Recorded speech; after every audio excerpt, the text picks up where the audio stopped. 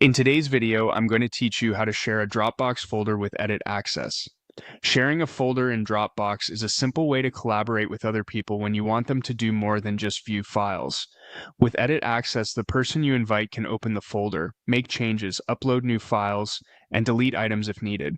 That makes this option useful for team projects, shared documents, or any situation where multiple people need to work in the same folder. To get started, go to the Dropbox website and sign into your account. Make sure you're logging into the correct account that contains the folder you want to share. Once you're signed in, you'll be taken to your Dropbox dashboard where you can access all of your stored files and folders. Next, click on All Files. This will show you the main list of content in your Dropbox account. From here, locate the folder you want to share. If you have a lot of files and folders, take a moment to carefully find the correct one before moving forward, since you'll be granting access specifically to that folder.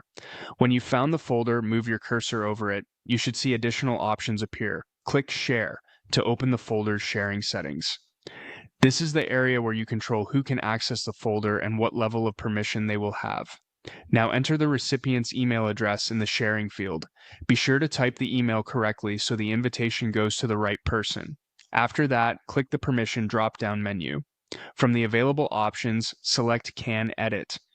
This step is important because it determines what the other person is allowed to do inside the folder. Choosing Edit Access means they can view, edit, upload, and delete files within that shared folder. Once the correct email address is entered and the permission is set to Can Edit, click Share Folder. Dropbox will then send an email invitation to the recipient. They can use that invitation to access the folder directly. And that's all it takes to share a Dropbox folder with edit access from the Dropbox website.